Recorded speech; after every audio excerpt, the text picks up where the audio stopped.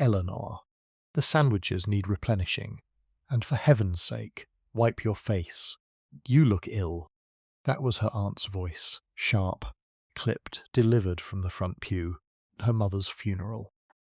Eleanor did not argue. She had not argued with her aunt in 6 years. She turned away from the coffin, pressed the empty tray against her chest like a shield, and walked back toward the kitchen.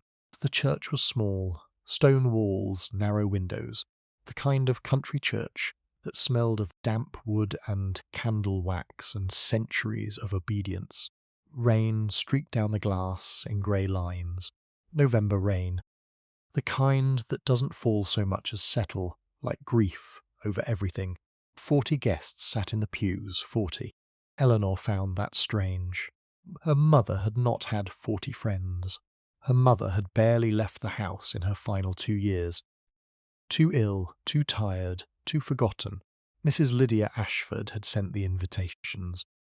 And when Mrs. Ashford invited, people came, not out of affection, out of obligation, out of the particular social mathematics of a small English village, where declining an invitation was more dangerous than attending a funeral for a woman you never bothered to visit while she was alive.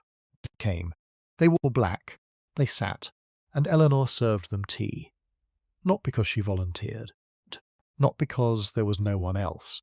There was a hired girl from the village, Agnes, who had been brought in to help with the food. Agnes was in the kitchen now, arranging plates. Agnes had been offered the job and the wage that came with it. Eleanor had been offered nothing that morning, 3 hours after her mother had stopped breathing, while Eleanor's hands were still shaking from having closed her mother's eyes. Mrs. Ashford had stood in front of the hallway mirror, adjusting her mourning veil, and said, "Someone must see to the guests, Eleanor. Agnes cannot manage alone. And it would be improper for you to sit in the family pew. People would talk. People would talk. Though Eleanor, sitting beside her own mother's coffin, would be the scandal. Though the real indecency was not that a 17-year-old girl was being told to pour tea instead of mourn, but that she might, if seated among the family, remind the village that Mrs. Ashford's household contained a person she would rather not explain. So Eleanor served. She moved between the rows with the tray. She poured. She smiled when spoken to. A small, careful smile that cost her more than anyone in that room would ever understand. She replaced napkins. She collected empty cups. She navigated around clusters of guests who did not step aside for her, because servants are not stepped aside for. She passed the coffin each time. Each time the pine was pale. The handles were brass, cheap brass, the kind that tarnishes within a week. Were flowers on the lid. White chrysanthemums already browning at the edges because Mrs. Ashford had purchased them 2 days early to save on the delivery fee. Eleanor did not look down, not because she didn't want to. She wanted to so badly that her entire body ached with it, a physical, muscular ache, like holding your breath until your ribs burn. She wanted to stop. She wanted to set the tray down on the nearest pew and press her forehead against the wood of the coffin and say goodbye, properly, the way a daughter should. But if she looked, if she stopped, she would break. Breaking in that house was not permitted. So she kept moving. Near the front of the church, a woman in a grey coat reached for a cup without looking at Eleanor. Gloved fingers knocked the saucer and tea spilled. Not much, a few drops, onto the woman's wrist. "Careful girl," the woman said. Not cruelly exactly, absently. The way you speak to someone you've already categorized as unimportant. Girl. Not Eleanor, not Miss Graves, not even dear. Just girl, Eleanor apologized. She wiped the woman's glove with a cloth. She refilled the cup. She moved on. In the front pew, her cousins sat like ornaments. Cecilia, 18, tall, fair-haired. was examining her fingernails with the focused attention of someone who had decided long ago that nothing in the world mattered more than her own surface. She wore a black dress that Eleanor recognised as new. It had arrived by post 3 days ago. Timing was coincidental. Or perhaps not. Harriet, 16, sharper Mina, was leaning toward a girl from the village, whispering. Eleanor caught a fragment as she passed. The blue one, with the lace trim for the Christmas ball. Christmas. Dresses. Their aunt, the dead woman's sister, was talking about dresses. Next to them, their mother sat between her daughters like a monument carved from black silk and pearl earrings. Mrs. Ashford's face was composed into an expression of dignified sorrow. The kind of expression that had been rehearsed. Eleanor knew this because she had seen her practice it that morning, in the mirror, tilting her chin at different angles, adjusting the fall of the veil, touch more to the left, I think. Mrs. Ashford had murmured to herself, "Yes, that's better." Then she had turned to Eleanor and told her to start preparing the sandwiches. No one in the church. Not the vicar reciting prayers he'd given 100 times before. Not the village women who had known Catherine Graves for 20 years. Not the men who shuffled their feet and checked their watches. Seemed to notice anything wrong. Host. No one noticed that the dead woman's only daughter was carrying a tray instead of carrying grief. No one noticed that she hadn't been given a seat. No one noticed that she hadn't eaten. Not today, not yesterday, possibly not the day before that. No one, except one man. He sat in the back pew, alone. He had arrived before anyone else.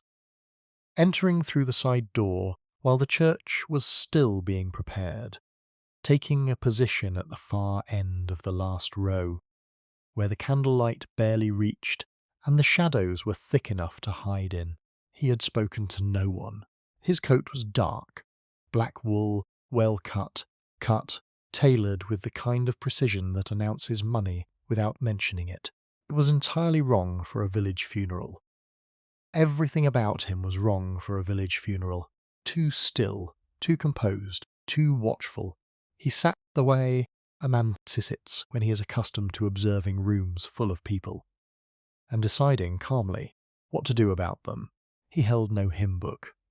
He did not sing. He did not bow his head during the prayers.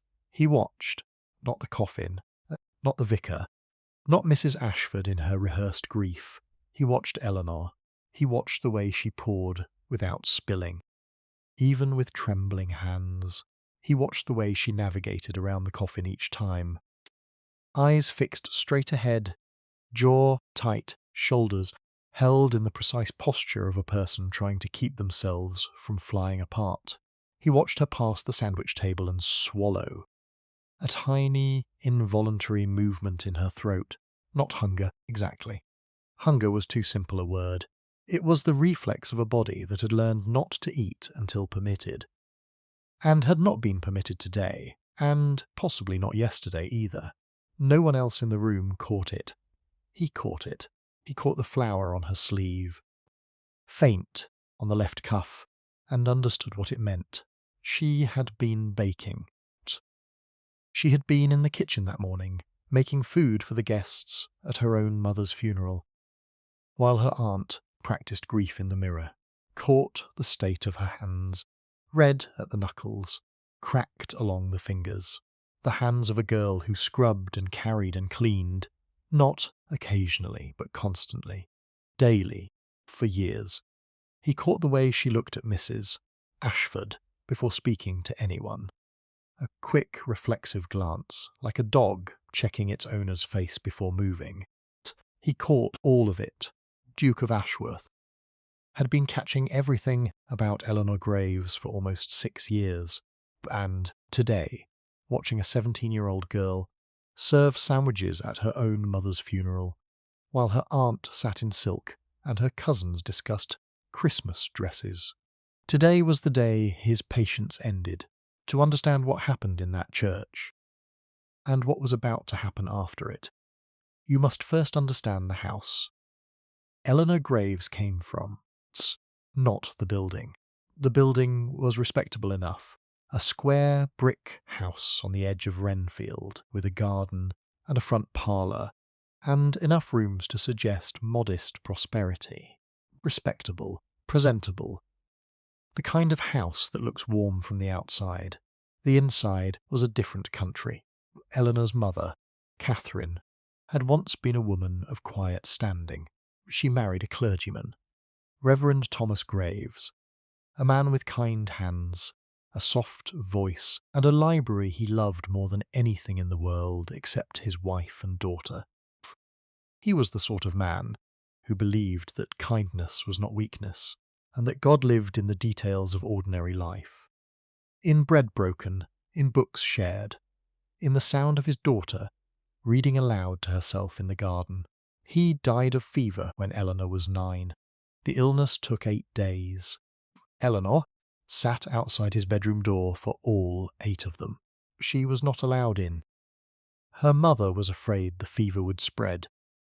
So she sat in the hallway and read to him through the wood, fairy tales at first. Then, when she ran out of those, the Bible. Then, when the Bible felt too heavy, she simply talked. She told him about the garden, about the church cat, about the clouds she had seen that morning, on the 7th day. She heard her father whisper something to her mother, but she could not make out the words. On the 8th day, the whispering stopped. After the funeral, Eleanor's mother made a decision that would determine the course of both their lives. She wrote to her older sister, Lydia Ashford, and asked for help. Lydia responded immediately, generously. She sent a carriage within the week. She opened her home.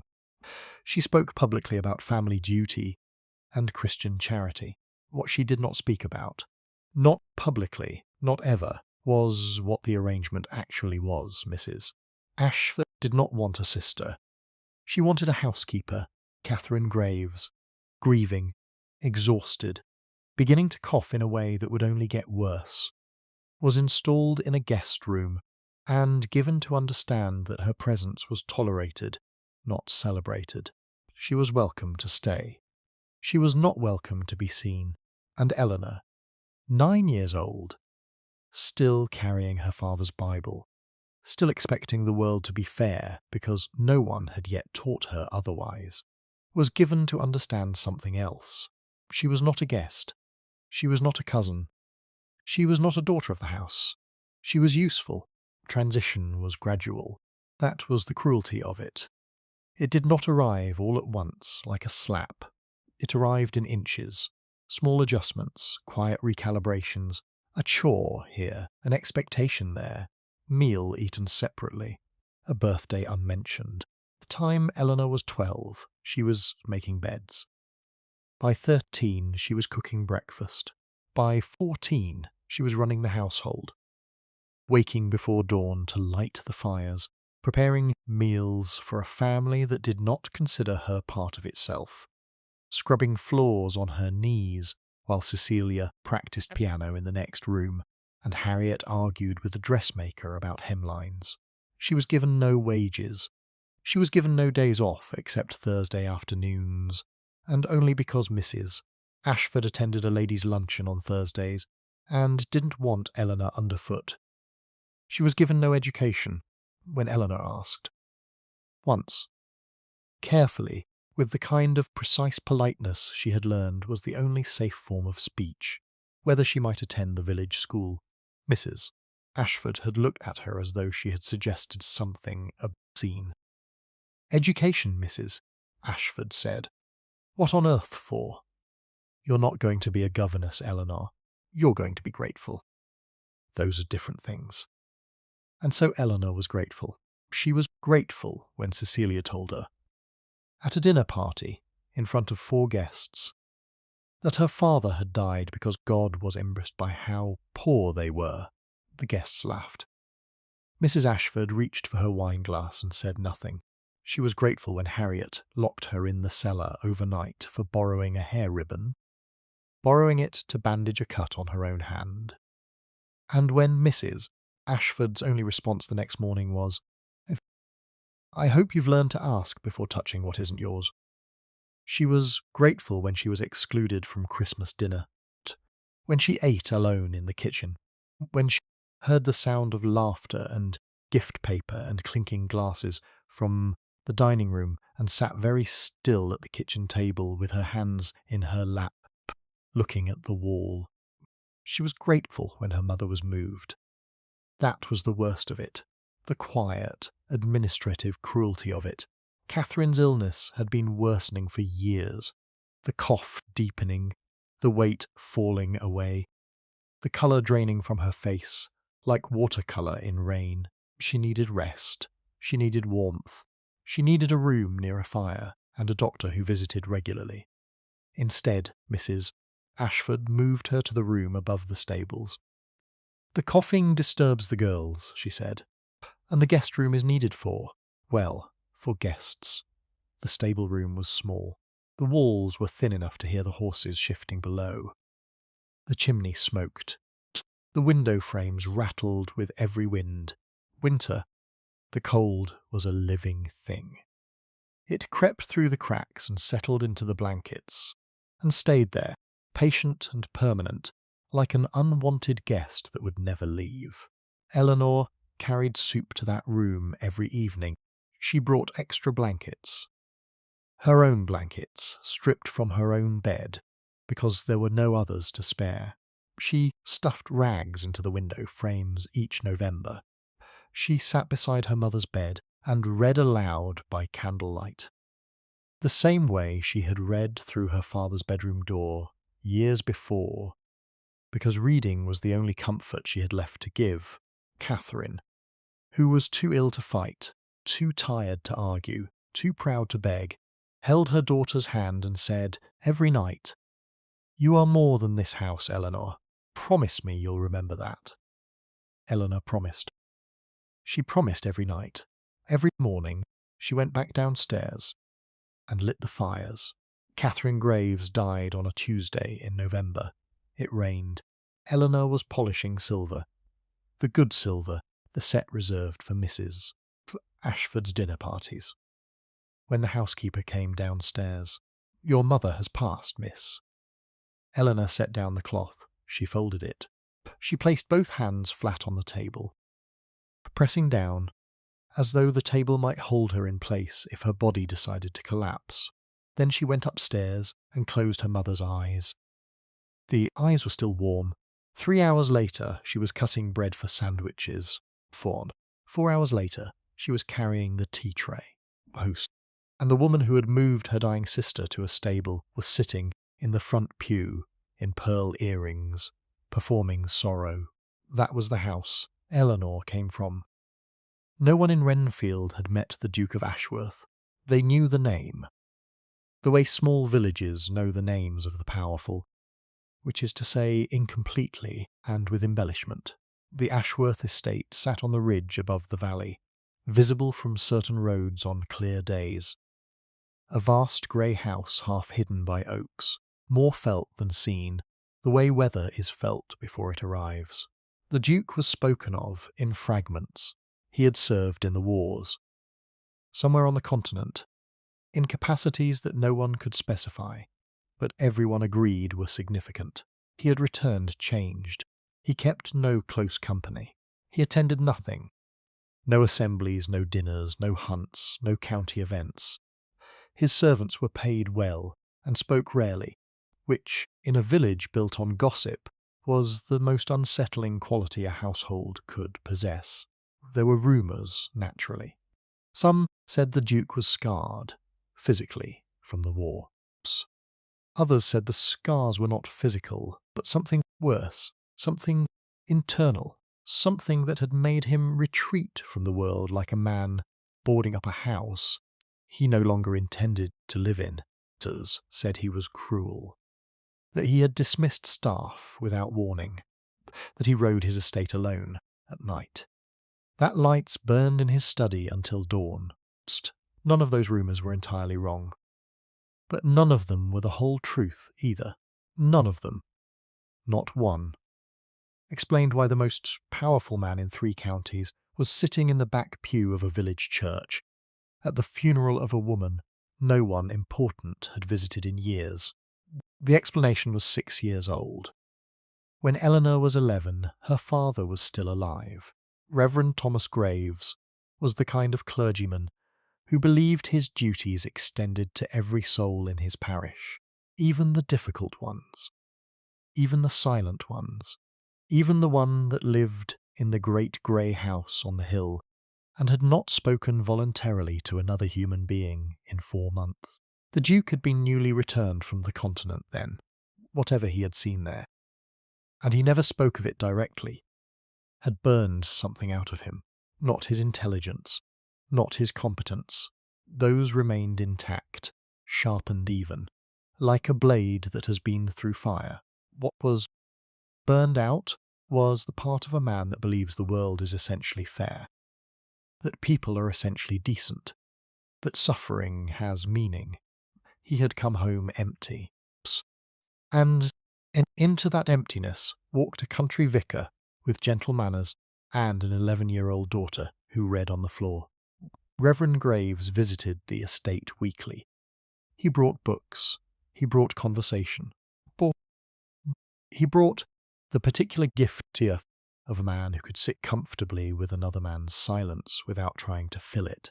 They talked about weather, about gardens, about philosophy occasionally, but lightly, the way two men discuss deep things when neither wants to admit they need to, about the church cat, which kept entering through a broken window and which no one had bothered to fix, because the cat had become, in its own way, a member of the congregation. Sometimes, often, the Reverend brought Eleanor.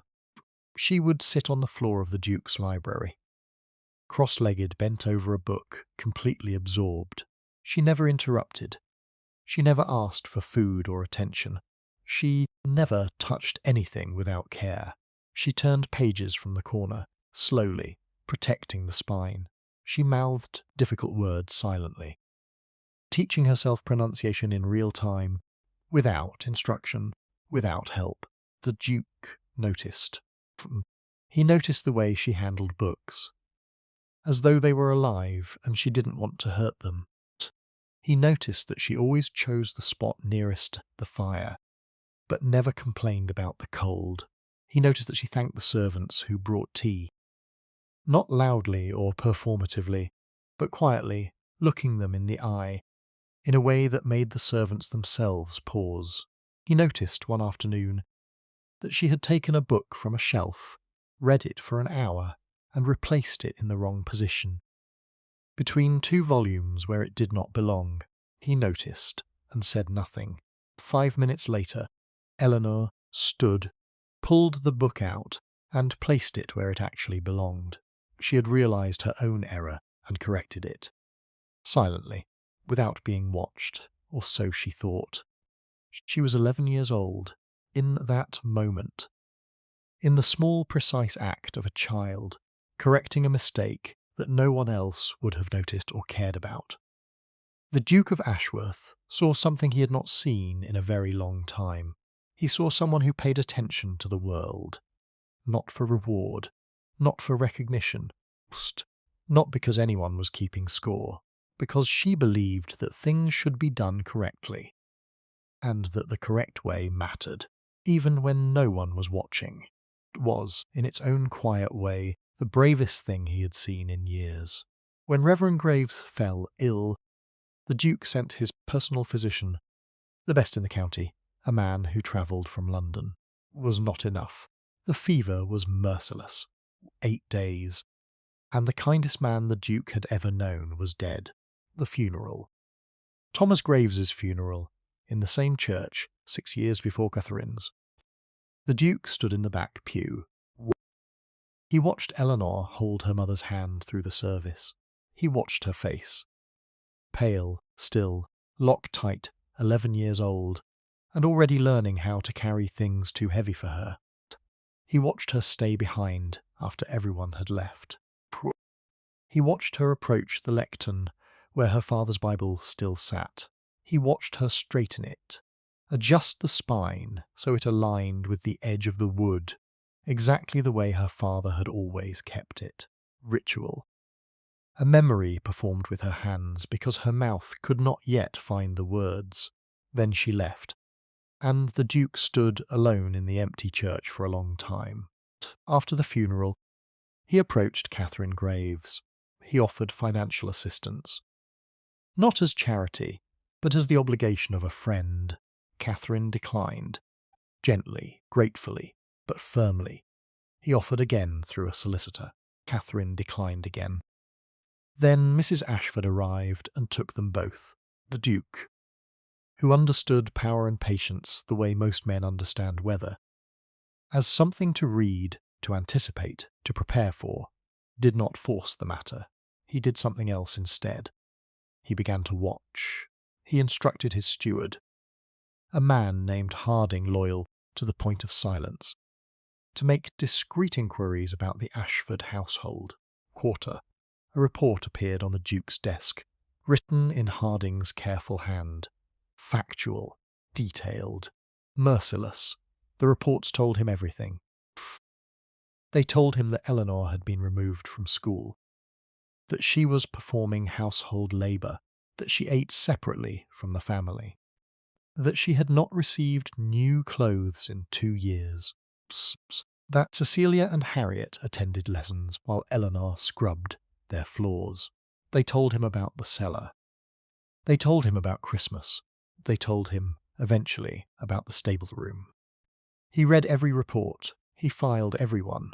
He built, over 6 years, a dossier so comprehensive that when the time came, and he always knew the time would come, he would be able to dismantle Lydia Ashford's world with the precision of a man disassembling a clock.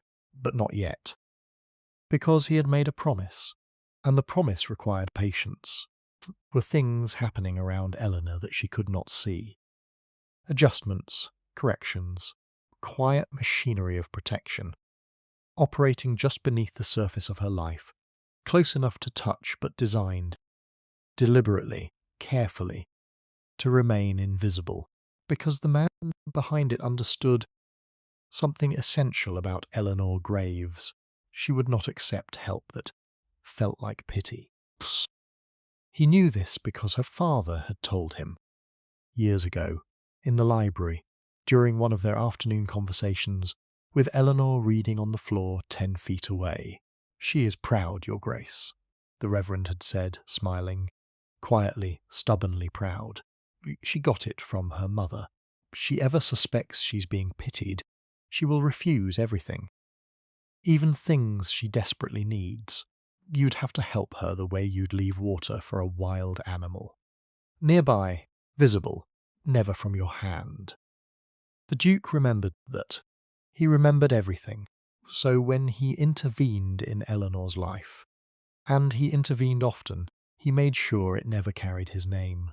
First intervention came when Eleanor was 13. Catherine's illness had been worsening steadily, and the local doctor, a competent but overworked man named Dr. Pendleton, visited the stable room weekly. The medical bills were not large by the Duke's standards, but they were large by Mrs. Ashford's, and Mrs.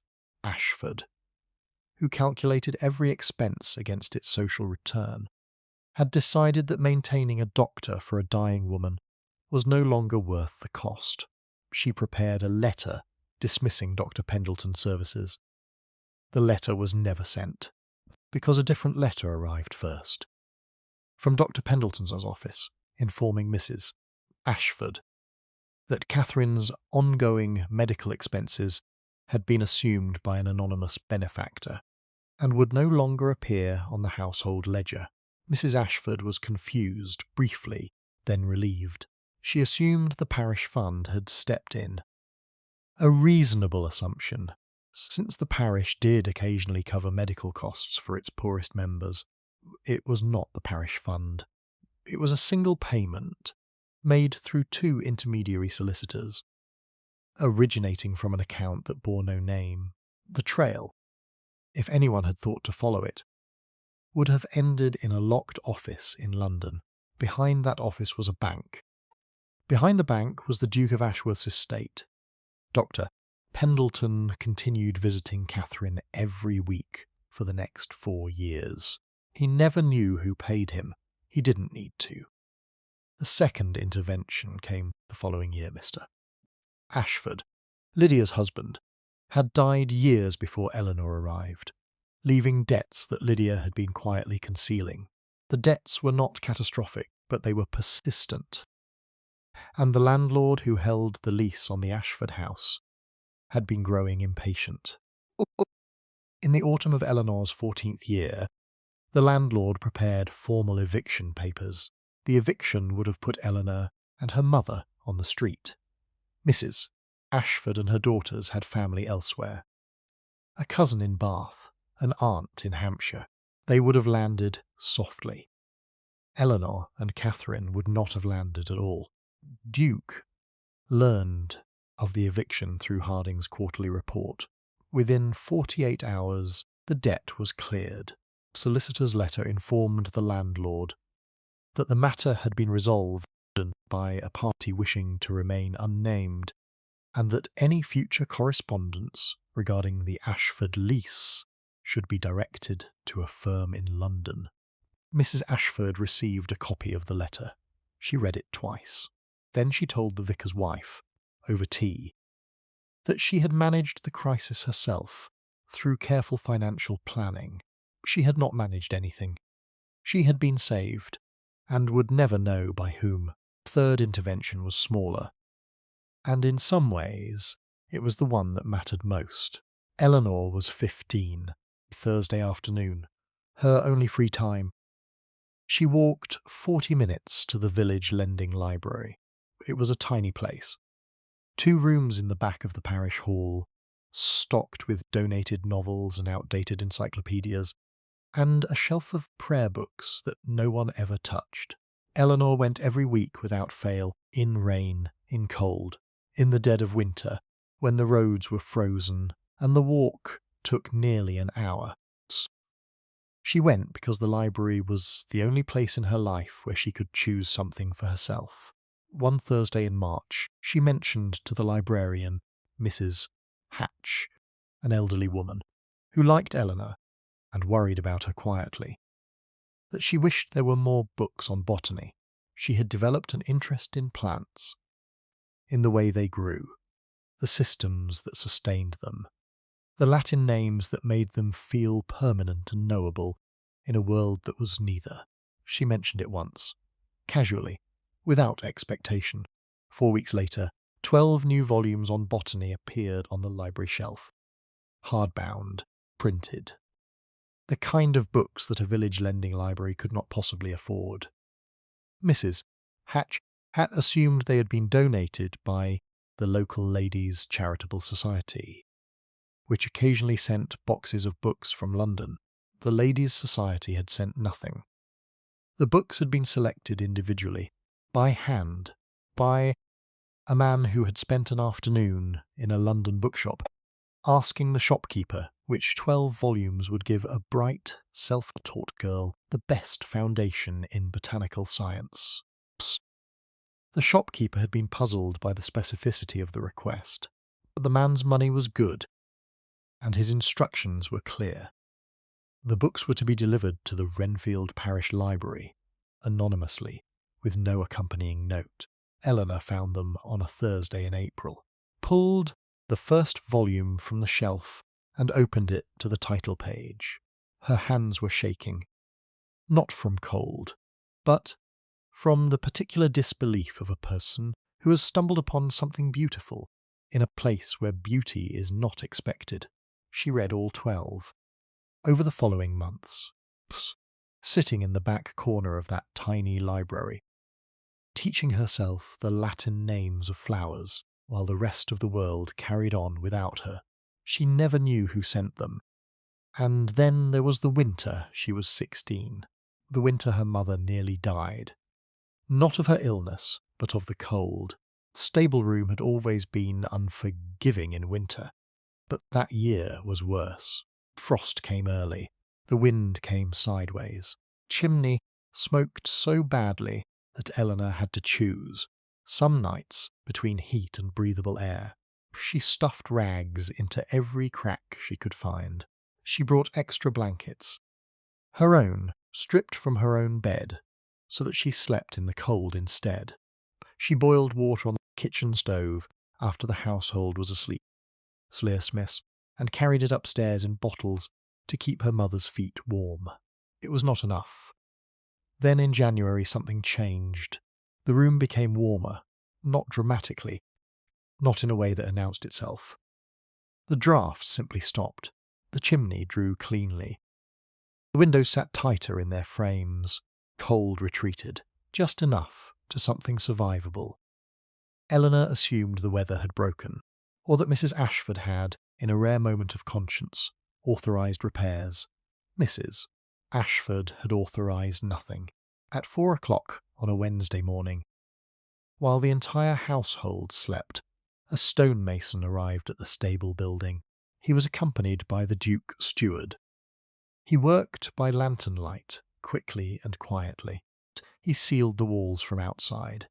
He relined the chimney flue. He replaced the window frames.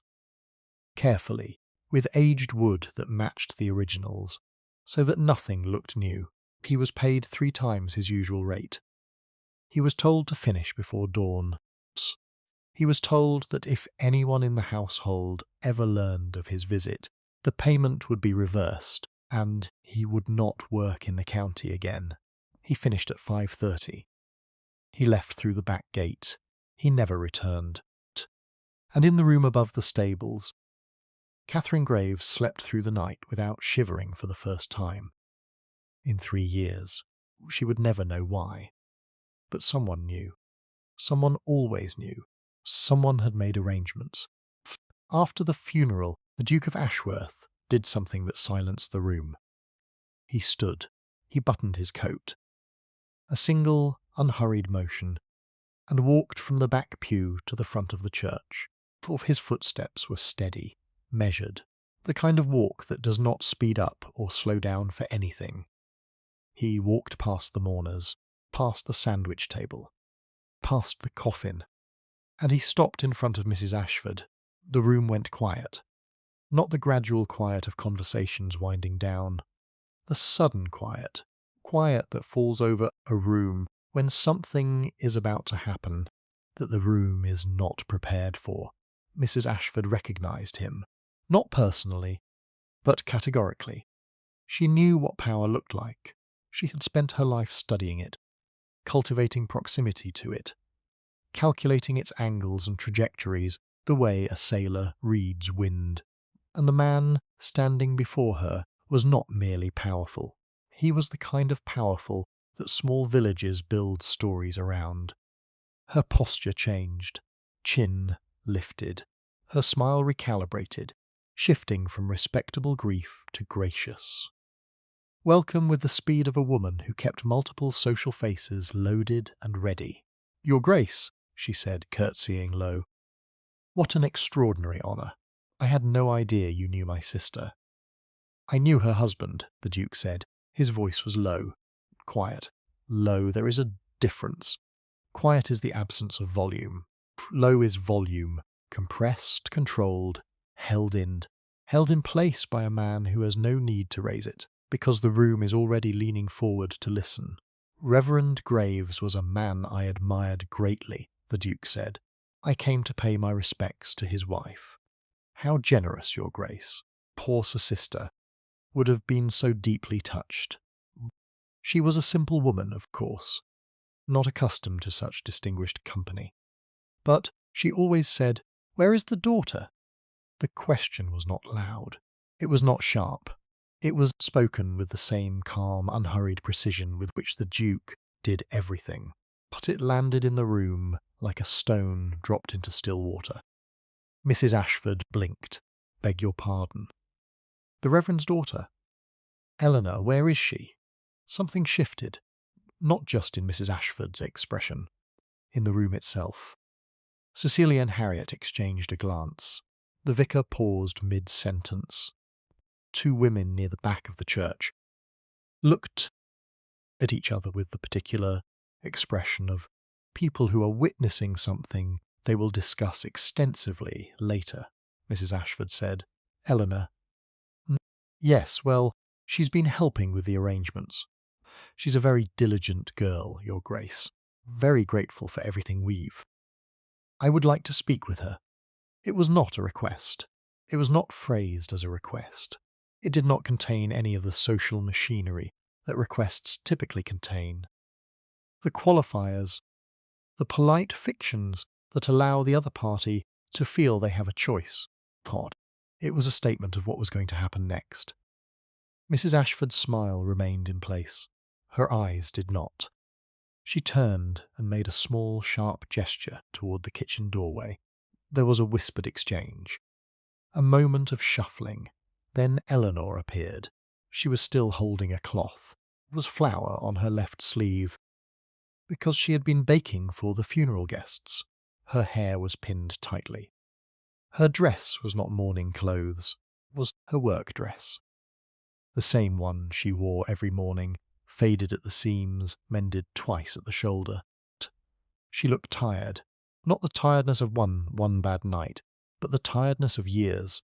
The deep, structural tiredness that settles into a person's bones and becomes so familiar, they forget what rested feels like. Her eyes were dry but swollen beneath. The kind of swollen that comes not from crying but from holding tears in place for so long that the effort itself becomes visible. She looked at the Duke. She did not recognize him. The last time she had been in his presence, she was 11 years old and reading on his library floor. 6 years had passed. A childhood had been lost and replaced with labour. She had no reason to connect the tall, still man before her with the quiet house on the hill where she had once been allowed to read in peace. But the Duke recognised her. He looked at her for a long moment. Not her dress, not her hair. Not any of the things that most people look at when they assess a person's standing. He looked at her hands, red, cracked at the knuckles, split along the index finger, a fresh cut, poorly bandaged. Hands of someone who worked every day in cold water and never complained. He looked at the flower on her sleeve and understood the full, terrible math of it. That this girl had been baking for the people who came to mourn her mother, and that not one of those people had offered to let her stop. He looked at her eyes and saw what was behind them. A wall, not anger, not sadness. A wall built from years of practice, designed to hold everything in place. Because the moment it cracked, everything it was holding back would come through at once, and there would be no surviving it.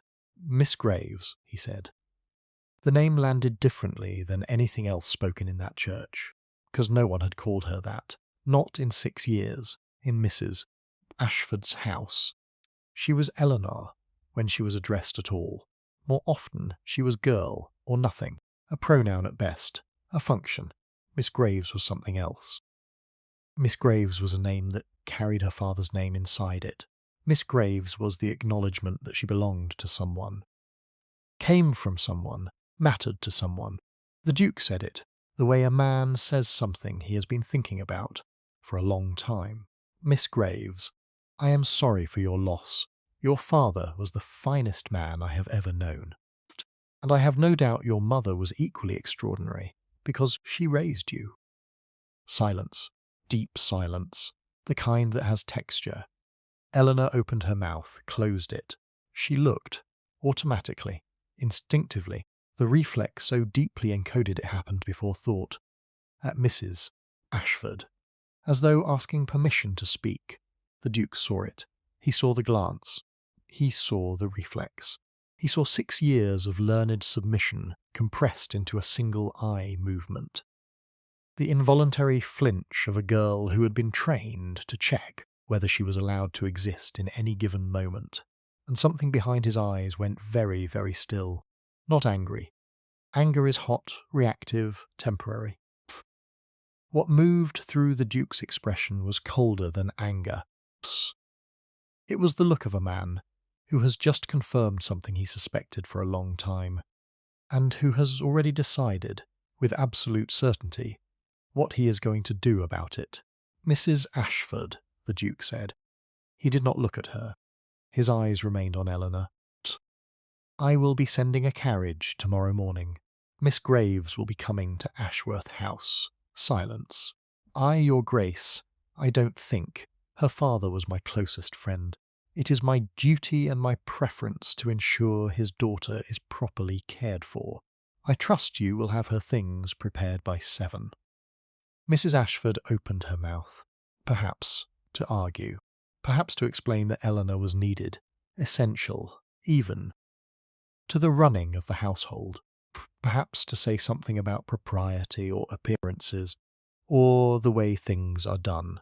But the Duke turned his head and looked at her, directly, fully, without hurry. And whatever Lydia Ashford saw in that look stopped the words in her throat. He was not threatening her. He was not performing dominance. He was not raising his voice, or narrowing his eyes, or doing any of the things that men in stories do when they want to appear powerful. He was simply certain. Certainty, in a man like the Duke of Ashworth, was more terrifying than any threat, because a threat implies effort. A threat implies negotiation. Threat implies that the outcome is still in question. Certainty implies none of those things. Course, Your Grace, Mrs. Ashford said. Her voice was faint, smaller than anyone in that room had ever heard it. Of course. The Duke turned back to Eleanor. You will not carry a tray tomorrow, Miss Graves. Then he walked out of the church. His footsteps echoed on the stone floor, steady, unhurried, exactly the same pace with which he had entered. He did not look back. He did not pause. He had said what he came to say. And he had no further business with anyone in that room. The door closed behind him, and Eleanor stood in the kitchen doorway, flower on her sleeve, a cloth in her hands, the sound of rain against the windows. And for the first time in 6 years, she did not know what to do with herself, because no one had ever come for her. In 6 years of silence and servitude and swallowed grief, in 6 years of carrying trays and lighting fires, and eating alone and sleeping cold, and watching her mother die one season at a time in a room above a stable. No one had ever walked into a room, said her name, and told her it was over. No one had ever come, until now. The carriage arrived at 7, exactly as he said it would. Eleanor had not slept, not because of nerves, because she did not know how to sleep on the night before her life changed. She had no practice. Her life had not changed in 6 years. It had simply continued like a hallway, with no doors. She packed a single bag, small, battered leather case that had belonged to her father. The only possession of his she still owned. Inside it, 2 dresses, both mended, both faded, a Bible. His, she had kept it hidden so Mrs. Ashford wouldn't sell it. A bone comb, and a wildflower her mother had pressed between the pages of a hymn book years ago. Everything she owned. 17 years of life. 1 bag, light enough to carry in one hand. She did not say goodbye to her cousins. Neither came downstairs. Phoned. She listened for footsteps on the landing and heard nothing. Cecilia and Harriet were either asleep or awake and indifferent. Both were equally possible. Mrs. Ashford stood at the front door, arms crossed, jaw set. The expression of a woman who had lost a battle she didn't realize she was fighting until it was already over. She said one thing. Don't embarrass us. Eleanor picked up her bag and walked to the carriage without answering. It was the first time in 6 years she had not responded to her aunt's instructions. It felt like stepping off a cliff, terrifying, weightless, free. The ride to Ashworth House took 40 minutes through November countryside. Bare trees, grey skies, fields stripped down to stubble and frost. Eleanor spent the time with her hands folded in her lap, watching the world scroll past the window and trying to assemble her thoughts into something that made sense. She could not. She had no framework for this. Every act of generosity she had received in the past 6 years had come with conditions, an invisible ledger of debt and obligation that grew heavier with every kindness, until kindness itself became a form of captivity. She did not know what it meant to be given something without being reminded of what it cost. The carriage turned onto a long gravel drive lined with old oaks. The house appeared gradually, rising above the tree line, like something that had always been there, grey stone darkened by centuries of English weather, ivy climbing the east wall, in thick ropes, tall windows reflecting the pale sky like eyes that saw everything and said nothing. Ashworth House. A footman opened the carriage door. "Miss Graves," he said. "Welcome." The housekeeper met her at the front entrance, Mrs. Calloway, grey-haired, straight-backed, dressed in dark blue, had the manner of a woman who ran large houses the way generals ran campaigns, with precision, authority, and very little patience for incompetence. But her voice, when she spoke to Eleanor, was gentle. "Your room is ready, miss. Shall I show you up directly, or would you prefer tea first?" Eleanor stared at her. "My room? Yes, miss, the east wing. It was prepared last week. Last week." The words landed slowly. Eleanor turned them over in her mind, looking for the trick, the catch, the hidden obligation. Last week. Before the funeral. Before the carriage. Before the Duke had spoken to Mrs. Ashford. Before Eleanor had known any of this was possible. Someone had prepared a room for her before she knew she was coming. She followed Mrs. Calloway up a wide staircase and along a quiet corridor. The wallpaper was sage green, soft, not dark, the kind of green that feels like a held breath. The floors were polished oak. There were paintings on the walls, landscapes, not portraits, nothing that watched you, nothing that judged. Mrs. Calloway opened a door. The room was— Eleanor had no word for what the room was. It was large, clean, warm. There was a bed with white linen that looked like it had been pressed. That morning, writing desk positioned beside the window, positioned carefully at an angle that caught the morning light without creating a glare. Wardrobe, empty, waiting. A washstand with warm water already poured, a fireplace, already lit, already warming the room, and beside the bed, a small bookshelf. Eleanor stopped walking. 12 volumes, hardbound, spines intact, all botany. She knew these books. She knew them the way you know the face of a friend. Immediately, without thinking, from a place deeper than memory. These were the books that had appeared in the village library when she was 15, the books she had read every Thursday for months, sitting in the back corner, teaching herself the Latin names of things, while the rest of the world forgot she was alive. The same books. It's not similar, not the same edition, the same individual copies. She could tell, because the third volume had a small ink stain on the spine that she had noticed years ago, and always looked for when she returned to the shelf. They were here, in a room that had been prepared for her, in a house she had never been invited to, by a man she did not know she was connected to. "Mrs. Calloway," Eleanor said. Voice was very quiet. "Who chose these books?" The housekeeper paused. Brief hesitation. Not uncertainty, but the careful selection of a woman who understood that some truths must be released slowly.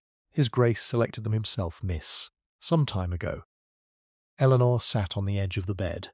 She pressed her palms against the linen. She looked at the books. She looked at the fire. She looked at the warm water, poured before her arrival. She looked at the window and realized the curtains had been pulled open so that the first thing she would see was the garden, bare in November, but open, peaceful. A view chosen for her comfort by someone who had thought about which direction the window faced and what it would mean to a girl waking in a strange house for the first time. Someone had thought about that. Someone had thought about all of it. Then she opened the drawer of the writing desk. Inside was a leather folder, old and well-handled. She opened it. Letters, dozens of them, organised by date, all concerning Miss Eleanor Graves. She read them one at a time, her hands trembling so badly the pages shook. A letter from Dr. Pendleton's office, dated 4 years prior, confirming that Catherine Graves's medical expenses had been assumed by an unnamed party. A letter from a solicitor, confirming that the Ashford household debt had been discharged. A letter from a London bookshop, confirming the purchase and anonymous delivery of 12 volumes on botanical science to the Renfield Parish Library. Letter from a stonemason, confirming completion of repairs to an outbuilding. The stable room, including chimney relining, wall sealing and window replacement, completed in early morning hours. No contact with household residents, each letter annotated in the same handwriting, small, angular, precise. The handwriting of a man who wrote the way he thought, carefully, deliberately, without wasted words. Ensure she does not learn the source. Payment to be anonymous. No receipt to be sent to the household. No acknowledgement required or desired. 6 years. 6 years of interventions. 6 years of quiet, invisible, meticulous care. Documented, organised, filed away, never once revealed. Debts that disappeared. The doctor who kept coming. The library books that arrived like gifts from the universe. Room above the stables that suddenly became warm enough to survive. All of it was him. Eleanor read every letter. She read the annotations. She read the dates and watched the years accumulate. A timeline of devotion so patient and so complete that she could not comprehend it, because she had never, in her life, been the object of sustained attention from anyone except her parents. And they were both gone. At the bottom of the folder, beneath all the solicitors' letters and tradesmen's receipts and stewards' reports, there was one final document, a single sheet of paper, older than the rest, the edges soft from being folded and unfolded many times, handled again and again over years, by hands that could not leave it alone. She recognised the handwriting before she read the first word. Her father's handwriting. Small, steady, gentle. The handwriting of a man who chose his words the way he chose everything, with care, with love, with the belief that precision was a form of respect. The letter was dated 3 days before he died. Your Grace, I know that I am dying. I have made my peace with God, though I confess it was harder than I expected. Not because I fear what comes after, but because I cannot bear what I leave behind. Eleanor is everything good that will remain of me in this world. She is intelligent and kind and proud. Quietly, stubbornly proud, in a way that will make her life harder than it needs to be. She does not know how to ask for help. She does not believe she deserves it. She has already, at 11, begun to make herself small so as not to be a burden. And it is the thing about her that breaks my heart most, because she should never have to be small. I am not a man of wealth or position. I have nothing to offer you except my trust, and I trust you, Your Grace, more than I have ever trusted any man. If it is within your power, and I believe it is, please watch over her. Not publicly, not in a way that makes her feel pitied or owned. Quietly, the way you do most things. She does not need saving. She needs someone to notice that she is worth saving. Faithful friend, Thomas Graves. Eleanor held the letter in both hands. She read it once, then again, then a third time, because her vision was blurring, and the words kept sliding away from her. She does not need saving. She needs someone to notice that she is worth saving. Father had written that. 3 days before he died. He had known he was leaving her. He had known what might happen, and instead of praying, instead of despairing, He had done the most precise, most deliberate, most loving thing he could think of. He had asked the right person. And the right person had said yes. Eleanor set the letter down on the desk. She placed both hands flat on the surface. The same gesture she had made in Mrs. Ashford's dining room on the morning her mother died. Pressing down, trying to hold herself together by holding on to something solid, and then she broke. She wept, not the way she had learned to. Silently, invisibly, in the dark, with her face pressed into a pillow so no one would hear. She wept openly, loudly, the way a person weeps when the wall they have spent 6 years building finally collapses, and everything it was holding back comes through at once.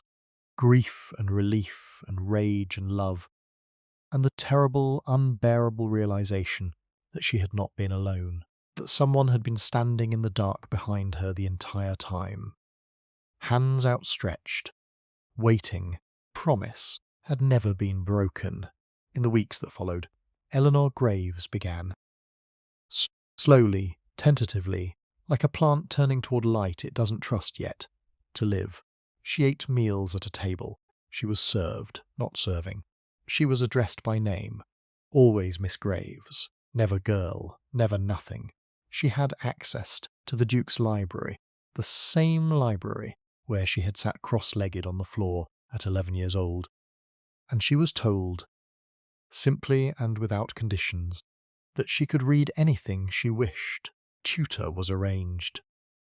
A woman from the village named Miss Ashton, patient and intelligent, who arrived 3 mornings a week and treated Eleanor as though she were a student, not a project. Dressmaker, visited and took measurements without comment on Eleanor's thinness or her rough hands. Physician examined her and prescribed salve for the years of damage done by cold water and lye soap. Eleanor accepted these things the way a starving person accepts food, gratefully, warily, half expecting it to be taken away. Duke did not hover. He did not demand company or conversation or gratitude. He did not appear at her door or manufacture reasons to be near her. He understood, perhaps better than anyone, that a person who has been controlled does not need a gentler version of control. She needs space. She needs silence. She needs the extraordinary luxury of not being watched. So he kept his distance. Mostly, but he was still the Duke of Ashworth. And the Duke of Ashworth noticed things. He noticed that Eleanor always chose the chair nearest the fire in any room she entered. He said nothing. Within a week, every chair nearest the fire, in every room she used, had a wool blanket folded over the arm, not draped dramatically, just folded. Present, available, as though it had always been there. He noticed that she flinched when doors closed loudly. A sharp, involuntary contraction of the shoulders, gone almost before it appeared, but not gone enough. He said nothing. Within days, every door in the east wing had been fitted with soft-closing hinges by a carpenter who had been told to complete the work while Miss Graves was in the garden. He noticed that she hesitated before taking second helpings at meals. A pause. A calculation. The ghost of a girl who had been trained to eat last and least. He said nothing. The portions served to her plate grew quietly larger, and the cook began leaving a covered tray in the hallway, outside her room each evening. Tea, bread, fruit, so that if she was hungry after dark, she would never have to walk to the kitchen and feel like she was stealing. He noticed that she read in the garden on mild days but always sat on the ground, never on the stone bench, because she was not yet comfortable claiming furniture in someone else's house. He said nothing. But a cushion appeared on the bench, and then a second one. Eleanor noticed the blankets. She noticed the doors. She noticed the tray. She noticed the cushions, slowly. Not all at once, but in accumulating moments, the way dawn arrives. She began to understand something about the man she was living with. He was not generous. Generosity implies a decision, a conscious choice to give. What the Duke did was different. It was automatic, structural. It was the behaviour of a man who had long ago decided that her comfort was his responsibility, and who monitored her environment the way an engineer monitors a system, constantly, invisibly, making adjustments she was never meant to see. She began to notice him noticing. A conversation at dinner about a book she had read. And 3 days later, a related volume appeared on her shelf, passing comment about the garden. And the following week, the gardener had planted something new in exactly the spot she had mentioned. Question she asked about astronomy. And the next morning, a small brass telescope was sitting on her writing desk, with no note attached. He never explained. He never drew attention. He never said, "I heard you, I remembered, I acted." He simply acted. And Eleanor, who had spent 6 years being unseen, began to feel, for the first time, what it was like to be observed by someone who was paying attention. Not surveillance, not control, attention. The kind that doesn't take from you, the kind that gives. But that was only the first thing that happened. The second thing happened in a solicitor's office in London, and it was far less gentle.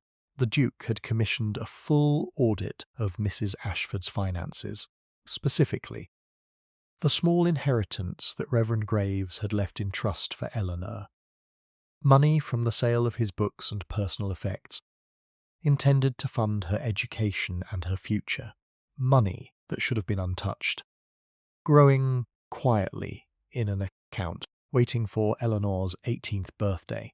The audit took 3 weeks. The results confirmed what the Duke had suspected for years. The inheritance was gone. Every penny Mrs. Ashford had forged guardianship papers, crude forgeries, but sufficient for a small country bank that didn't ask questions, and drained the account over 4 years. The money had funded Cecilia's debut season in London. The gowns, the carriage hire, the rented rooms, the introductions to eligible men. It had paid for Harriet's music lessons, her dancing master, her new wardrobe each season. Eleanor's future had been spent on her cousin's dresses.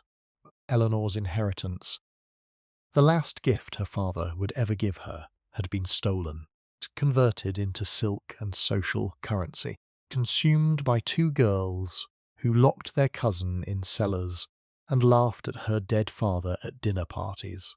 The Duke read the auditor's report at his desk, slowly, every page, every figure, every damning line. Then he closed the folder.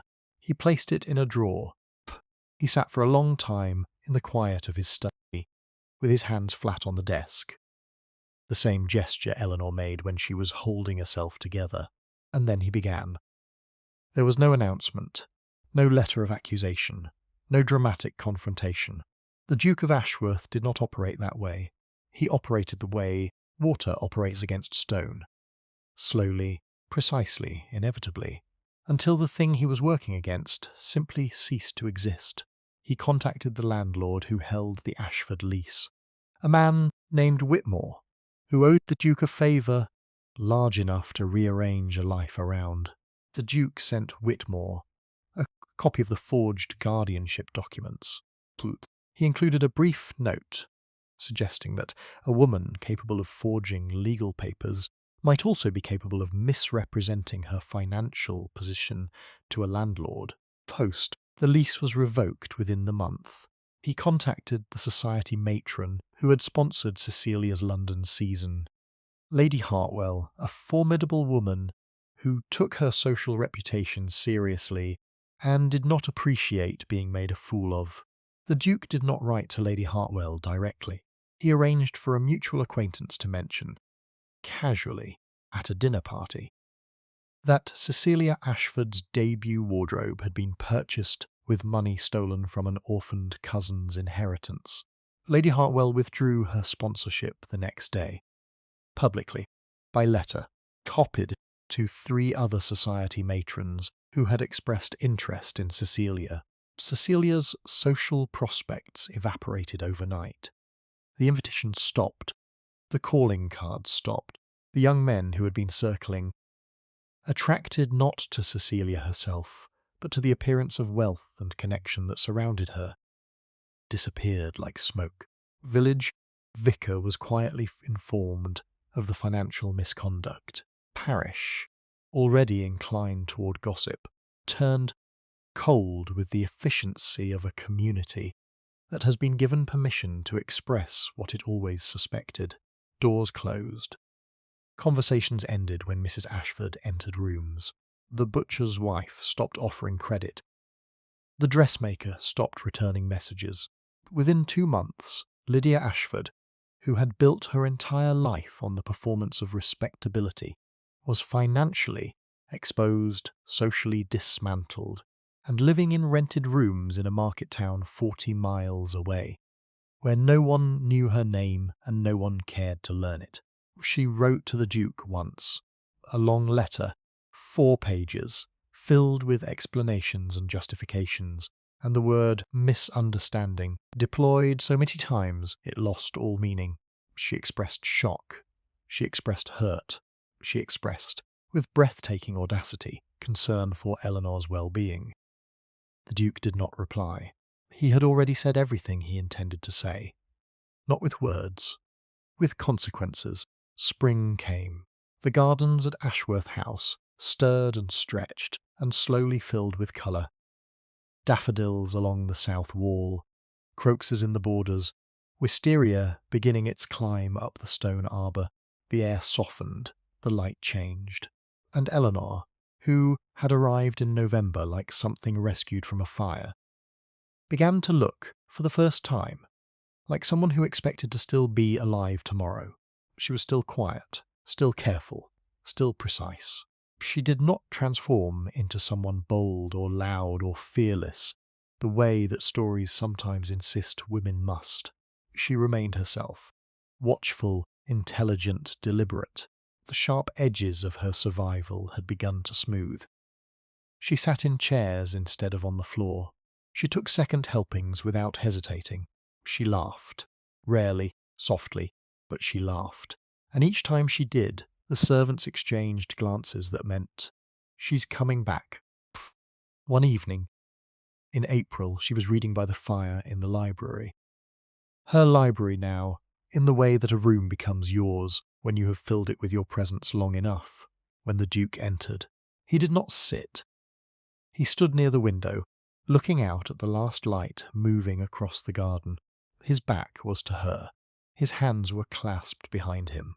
He was, in that moment, very still, the kind of still that meant he was thinking about whether to say something he had been carrying for a long time. "Miss Graves." "Your Grace, I have something that belongs to you." He turned. He crossed the room. He placed a small velvet box on the table beside her chair. She opened it.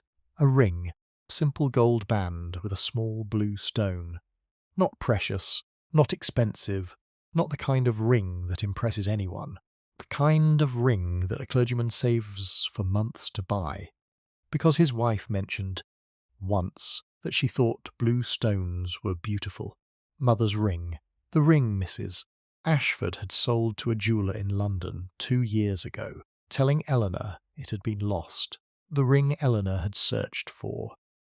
In drawers, in cupboards, in coat pockets, in the garden, in every corner of that house, before finally accepting that it was gone, the way everything she loved was gone, and that she had no right to be surprised by it any more. "Where did you find this?" she whispered. "I purchased it," the Duke said, 18 months ago. Jeweller in London had it in his estate collection. I recognised it from the description your father gave me." Eleanor looked up. "My father described my mother's ring to you?" "He described many things, Miss Graves." The Duke was quiet for a moment, and in that moment, in the space between sentences, something shifted in him, not dramatically, not with tears or trembling, a subtle change, the way a locked door looks different from an unlocked one. The same door, the same frame, but something has released. He told me about the garden your mother kept, the Duke said, about the way you arranged wildflowers in a jam jar every Sunday morning, choosing them carefully by colour, standing on a stool to place them on the kitchen windowsill where the light came through. He told me, you talked to the flowers while you arranged them. He said you didn't know he was listening. Eleanor could not speak. He told me that you read aloud to yourself when you were alone. Stories, mostly from the books you borrowed from his library. He said you gave different voices to the characters and that your villain voice was, in his words, remarkably convincing for a girl of 11. A sound escaped her. Not quite a laugh, not quite a sob, something between the two. Something that had been locked away for a very long time. He told me about Solomon. The church cat, the Duke said.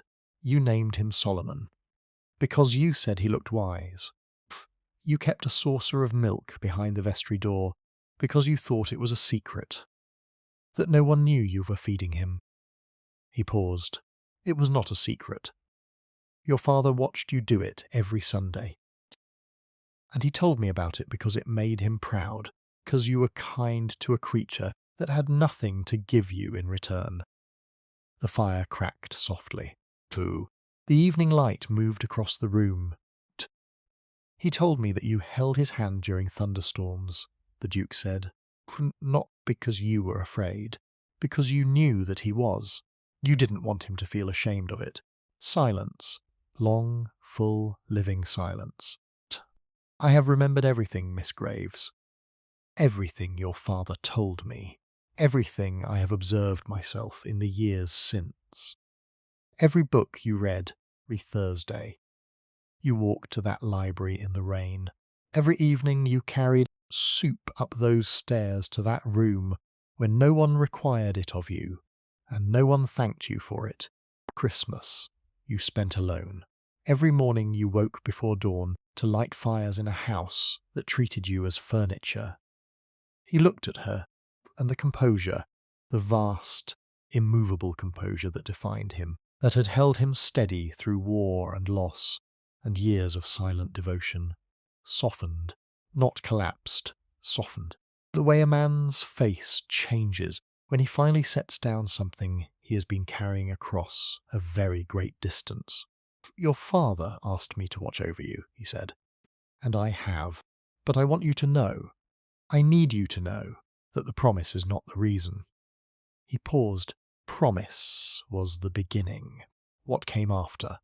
What I have done, and what I will continue to do for as long as I am breathing, is not because of an oath I made to a dying man. He looked at her.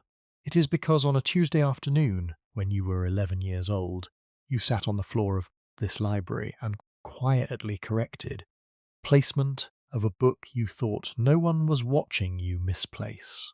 And in that small, precise, beautiful act, in the seriousness with which you treated something that no one else in the world would have cared about, I understood that you were the most extraordinary person I would ever meet. He paused, and I was right. The fire settled. A log shifted. The room held its breath. Eleanor looked at the ring in her hand. She looked at the books on the shelf. Her books, chosen for her years before this room existed in her imagination. She looked at the blanket on the chair, the telescope on the desk, the cushion on the garden bench, the doors that closed softly, the tray left in the hallway each evening, the window that faced the garden. Because someone had thought about what she would see when she woke, she looked at all of it. Every quiet, invisible, patient act of devotion, stretching back 6 years, accumulating around her like the walls of a house she didn't know she was living in. And she understood, not just that she had been protected, not just that someone had intervened. She had been seen, fully, precisely, continuously, for 6 years, from a distance without conditions, expectations, without ever once asking to be thanked or noticed or loved in return. She had mattered to someone long before she realized it. Eleanor placed the ring on her finger, fit perfectly. The Duke noticed. Psst. Years later, when the servants of Ashworth House told the story. And they did tell it, among themselves, in the kitchen, in the hallway, in the quiet hours after the household had gone to bed. They always mentioned one particular detail. On the morning Eleanor arrived. Before the carriage had been sent, before Mrs. Ashford had been told, before anyone in the village or the county or the world knew what was about to happen, Mrs. Calloway, the housekeeper, had gone to the Duke's study. She had knocked, entered, stood before his desk with her hands clasped. "Your Grace," she said, "the East Wing room is nearly ready. What name should I put on the door?" The Duke had looked up from his correspondence. He had looked at Mrs. Calloway as though the question were absurd, as though she had asked him to confirm the colour of the sky, or whether the sun would rise tomorrow, or any other fact so fundamental that questioning it bordered on comedy. "Miss Graves," he said. "It has always been Miss Graves." Mrs. Calloway nodded. She went upstairs to finish preparing the room. The nameplate was already fixed to the door. Brass, polished, engraved in small elegant letters, Miss Eleanor Graves. It had been made 2 years earlier. The servants already knew her name. "Before you go, tell me where in the world you're listening from tonight. What time it is where you are right now. I always imagine all of you in different cities, different time zones, different rooms, listening to these stories while the rest of the house sleeps. If this one made you feel something, if you recognized even a small part of Eleanor's silence in yourself, I want you to know. Someone notices more than you think. Psst. If this is your first time at Dark Peerage, there are many more stories waiting, and if you've been here before, welcome back to the back pew.